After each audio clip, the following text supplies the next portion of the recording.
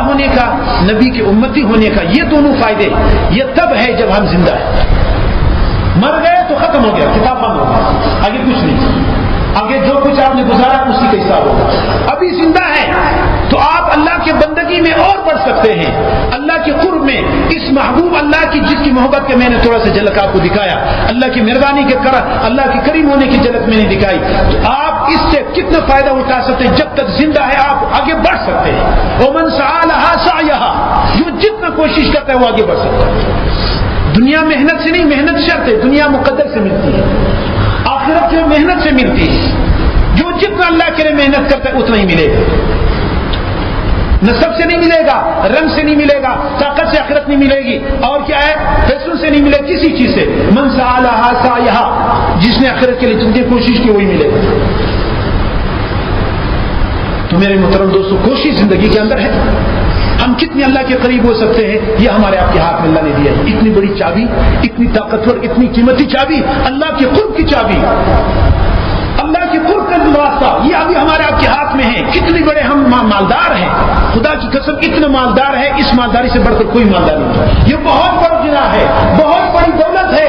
اس دولت کو صحیح استعمال کرو، میرے رب کی نافرمانی کو چھوڑ اور اللہ کی احکام پر فدا ہو جاؤ. دیکھو کیا ملتا ہے. یہ ساری دنیا کیا ہے؟ آپ کے قدموں کے غلام بن جائیں گے.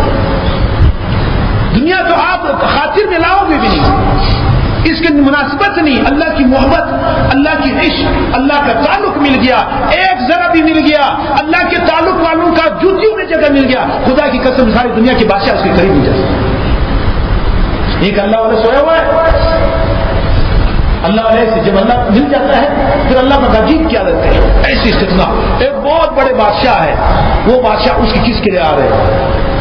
ملاقات کے لیے آ رہے ہیں. پہلے زمانے میں بادشاہ بھی صحیح بادشاہ ہوتے تھے، ہمارے جیسے ہمارے زمانے کے طرف تھے. وہ جب کہیں جاتے تھے کسی اللہ والے سے ملتے تھے، دعا لیتے تھے کہ میں فلان مہم پہ جا رہا ہوں، فلان لڑائی یا فلان مسئلہ ہے، آپ ہمارے لیے دعا کریں. تو وہ جاتے تھے بادشاہ لوگ. تو اس طرح ایک بادشاہ کسی اللہ والے کے پاس کسی نے بتایا کہ فلان جگہ میں ایک اللہ والے رہتے، تو اس کے لیے کیا تو ایسے لیٹا ہوا ہے، اٹھا بھی نہیں، ایسے ہاتھ دے دیا یہ بادشاہ آ رہا ہے. اور وہ بادشاہ بھی تو بادشاہ تھے، وہ سمجھدار تھے کہ یہ اللہ والے ہیں، ایسے بھی نہیں تھے. آج کل تو ہو ایسے اوپر گولیاں بنائے ہوئے، وہاں سے کوئی کیا آ جائے بس یہاں سے بس ننگے پاؤں اس کے ساتھ جاتے ہیں. ایسے دین کے نام پر ڈاکو بیٹھے ہوئے، دین کے نام پر ایسے اللہ والوں کے نام پر ڈاکو بیٹھے ہوئے. تو اس نے جب ایسا ہاتھ ملایا، اس کا جو وزیر تھا اس کے ساتھ جو تھا وہ کتابوں میں لکھا کہ وہ شیعہ تھا.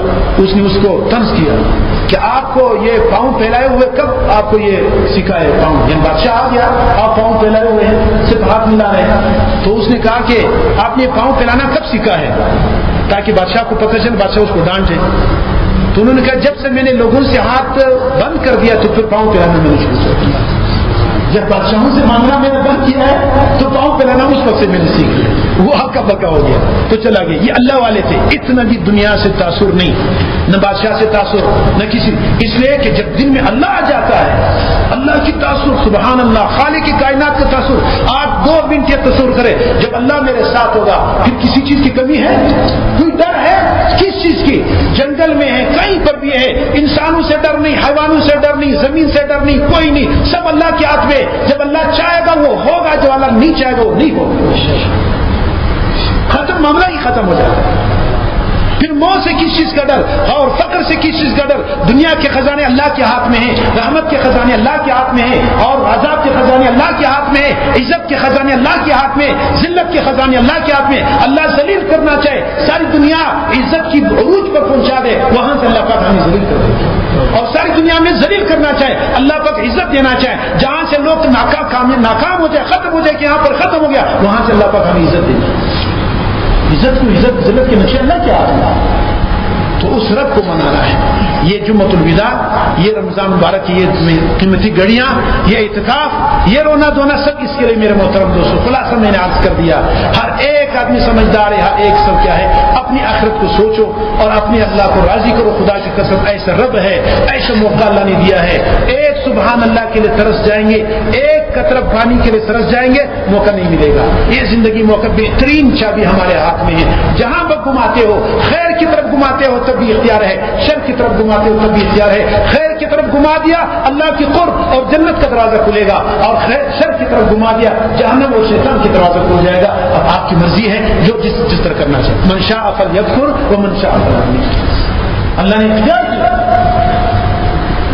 سمجھداری کی بات یہ ہے، عقل کی بات ہے. آپ سے خیرخواہی اور محبت کے جذبے سے عرض کرتا ہوں، دل سے توبہ کرے سارے. ہم سب سارے تھے. سب سے پہلے میں توبہ کرتا ہوں، میں سب سے بڑا گناہگار. تو باتوں کی بات نہیں، میں حقیقت بتا رہا ہوں. اللہ جانتا ہے ہم سب گناہگار ہیں. بہترین گناہگار وہ ہے جو توبہ کرنے والے ہیں. خیر الخطاؤون التوابون. توبے کا موقع اللہ نے دیا ہے. نہ سورج اس طرف سے نکلا ہے، نہ موت کا ابھی تک اثرات ہے. اب توبہ قبول ہوتا ہے. تو کیا خیال ہے، توبہ کریں گے کہ پکی توبہ یا صرف انشاءاللہ جمعے والا توبہ ہے؟ ہمارے ساتھی سارے جمعے کو توبہ کرتے پھر چھوڑ ہو جاتے. جمعے والا توبہ نہ ہو، ٹھیک ہے نا؟ ہاں پکا توبہ. اللہ سے ایسے دوستی لگاؤ کہ ہر جگہ جہاں پر جائے، دکان میں بیٹھے اللہ سے لگاؤ، بیوی کے ساتھ بیٹھے ہو اللہ سے لگاؤ، دل اللہ کے ساتھ. ملازمت کرے، کچھ بھی کرے، جاؤ دنیا میں پھیرو، محنت کرو، کچھ بھی کرو، کماؤ، خوب کماؤ، کوئی ممانعت نہیں. حلال کماؤ، اللہ کے منصے پہ کماؤ، دل کو اللہ سے لگاؤ. دل کو اللہ سے لگاؤ. دنیا جیب میں ہو، دل میں نہ ہو. تو اس کے ارادہ کرے گی ساتھی. تو آج جمعۃ الوداع بھی ہے. دل سے 2 رکعت صلاۃ توبہ، صلاۃ حاجت اور صلاۃ شکر، اس پر شکر ادا کرے. اللہ تو نے ایمان دیا، تو نے نبی کی امتی پیدا کی، اللہ ہمیں سمجھ دے دیا، توبے کی طرف تو رجوع ہو گیا، سمجھ تو آ گیا توبہ کرنا چاہیے. یہ اس پہ بھی اللہ کا شکر ادا کرے. اللہ اگر تیرے توفیق نہ ہو تو میں کہاں ہوتا؟ میں تو کہیں اور جگہ ہوتا، کسی کافر کے گھر میں پیدا ہوتا. کریم اللہ تو نے کرم کیا، ہمیں مسلمان کے گھرانے میں پیدا کیا، ایمان دیا، نبی کو امتی بنا دیا، اور ہمیں توبے کی سمجھ دے دی. موت سے پہلے سمجھنے کا یہ ہمیں عقل دے دیا. اے اللہ تیرے شکر ہے، تیرا 1000 شکر ہے. اس پہ 2 رکعت صلاۃ شکر، ٹھیک، اور 2 رکعت صلاۃ توبہ کریں گے انشاءاللہ.